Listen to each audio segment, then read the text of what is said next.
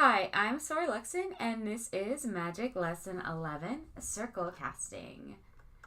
Everything you think, say, do, everything within and without you is magic. Everyone is doing magic. Everyone's involved in this energy, whether or not they know they are. Which is why bigotry against magic or judgmental biases are pretty funny, especially if the person who is carrying such a bias is attending church ceremonies regularly, which are performances of public ritualistic magic. Every thought is a prayer and every word a spell. So, what's the difference between you, the occultist, and everyone else if everyone's doing magic all the time, whether or not they realize it? Well, by employing tools and principles, you are actively controlling your magic, whereas most people aren't. Remember earlier when I said everyone's using or being used by magic or the occult? That's what I meant. You're still a part of it, even if you are by lack of will or intention, allowing it to do whatever it wants with you, you're still a part of it. If you apply will and choose to decide what to do with it for your own best outcome, I would hope for your own best outcome, sometimes by the use of applying high hermetic law, like I do, that's the only real difference between an occultist and a non-occultist. And step one for applying will, as we discussed before, is learning to start dismissing negative internal dialogue so you can begin building a positive charge and allowing the power of magic to have an avenue into your life. You didn't need those negative comments in your head anyway, right? They weren't serving you. And now you're creating a road for positive energetic sourcing to come to you. So now that you're willfully employing magic you already are. You want to know about casting a circle for a specific ritual or spell or invocation you want to do. How? Where to start? Well, if you want to control your magic practices by ritual, which is the best, if not only way, because of its profound access to the subconscious, and because all magic operates upon hermetic principles anyway, so it's the most direct path. You'll need to know how to properly cast the circle. Circle casting is also super, super important for banishing, which is a necessity after you've gotten a good grasp of your grounding and centering exercises, like the practice of the middle pillar. Really banishing, which requires circle casting, should be done at the same time. Really, it should be done at the same time as you're learning and doing your daily middle pillar exercises, because it's just as important. I would say it's just as important. There are a lot of great examples, YouTube videos, tutorials, information you can find online and from a bunch of different sources on how to do all different sorts of banishings and get used to them. A simple banishing pentagram of the lesser pentagram is a great place to start. So in order to do a banishing as well, you need to know how to cast a circle. You want to be in a relaxed state before you begin. Something that you've gotten really good at with your fourfold breath practice by now, right? You know how to bring about a relaxed state very quickly and calmly within yourself. You always want to approach your sacred space, altar, centered seated position outdoors with an attitude of gratitude. Always. If you're practicing ceremonial magics, you'll be in ceremonial garb, which is usually a robe of some kind, or perhaps nude, dependent on the ritual or your background and your tradition. This is what coven members and practitioners usually call being sky clad when you're in the nude. That is only wearing the sky against your skin. Now you're thinking, why nudity or funny costumes? Because ceremonial preparation has an impact on the conscious and, much more importantly, the subconscious mind. The more you can do to make an impression on the subconscious of the importance of the activity you're about to do, and as you're doing it, the better. The stronger, broader that connection, the better your magic's going to work. Hence, special clothes or special sacred spaces or special nudity during ceremony. Most ceremonial magicians and witches and warlocks also make a point of ritually cleansing not only their sacred spaces, but themselves and purifying themselves before important magical workings by means usually of a special bathing, aka a fancy bath or shower, right? With maybe fancy magical bath or shower ingredients before any really truly important ritual work.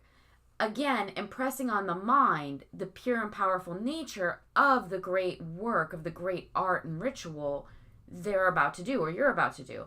Basically, the more you can do to hedge your bets in the direction of creating and enhancing powerful impact as to the sacredness and purity of your energetic workings, no matter how seemingly small or insignificant, whatever you're doing to get yourself in that headspace, the better. So whatever that means to you, before you head into your magical practice, if it's a special bath, special clothes, it's using your special temple space, do that. You do not need to have a physical visual circle, but they can be helpful, especially early on. Depending on the user and the magic being done, I've seen people use salt. Salt is very common. White chalk, also very common. Special geodes and crystals. Sometimes an outdoor space that has a circle of natural rocks. Black paint on asphalt. Some people, I'm not saying you should go paint asphalt that doesn't belong to you, that you don't own. These are just ways in which I've seen physical circles made that work. Some people even use natural leaves or fronds, branches from the forest or from a meadow to mark out a circle. It really just depends on who you are and what works best for you. My circle, for instance, is a Solomon circle inlaid on the floor of my temple. That works best for me. Do what works for you. Like I said, you don't even have to have a physical circle as long as you cast one mentally by visualization, which is the most important aspect of circle casting, and it's what I'm going to describe to you. You do absolutely need to define this space, though, especially since you're doing it mentally, and doing it mentally is the necessity, not the physical circle. This space that you will be creating denotes the boundary during your magical workings and is an absolute must. So, the simplest way to do it is to draw white light up through your feet, or sometimes people choose to draw it down through their head, or both. Do this in a manner of your interpretation. You're drawing energy into yourself. Then you're going to use your finger or antheme. It's a ritualistic tool, a dagger. If you have one, you don't need it. If you don't have one, you can use your index finger. And that's just fine. That's how many people do it at very advanced stages of ritual. And you're going to point with authority and powerful conviction. A visualized light, sort of an energy ray or beam of energy, right? That's coming out of your finger as you're pointing. And it's usually blue, maybe white blue. That's got to be the energy's color generally. So you're visualizing this, and your circle should be visualized as powerful, sacred light. That's very much why it's so important. It's how you're thinking about it and how you're working with it is how it's going to function. Always begin in the east and then end in the east in order to cast your circle. And always fully cast it. It needs to fully connect. If at any point you get interrupted, diverted, something happens and you stop, come back and fully cast your circle so that you can close it if you need to. But you need to fully cast it. Wherever you mess up in a ritual or ceremony, just go back to the step right preceding wherever you made your mistake. Usually it's a minor mistake, right? A hiccup. Just go to the step right before it, right previous to your mistake, and begin again from there. And you're fine, and your magic is safe and whole. So you do want your circle to connect. Most magical practitioners will now make some sort of a declaration, usually while doing this. So while pointing and drawing this circle of light around themselves. And this is to give further authority and conviction and confidence and power to their circle. Sometimes they say something to do with, by my will, I define this space between spaces for my working where everything is possible.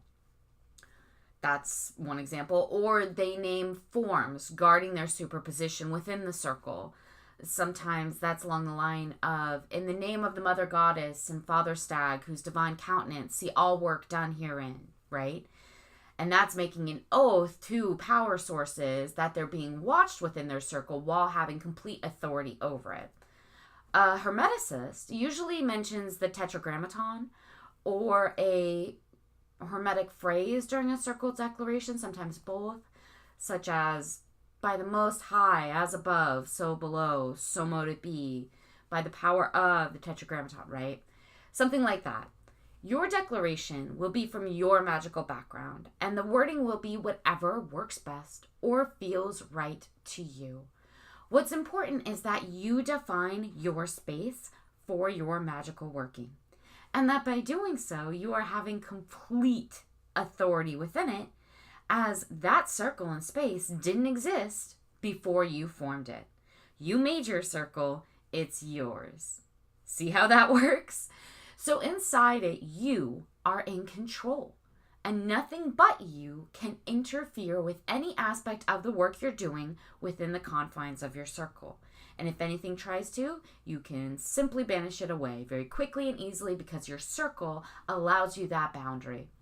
Then you go ahead, once your circle is cast, and do whatever quarter calling, invocation, ritual, ceremony, magical working, banishing, anything that you're casting the circle to do. Now you get to do that.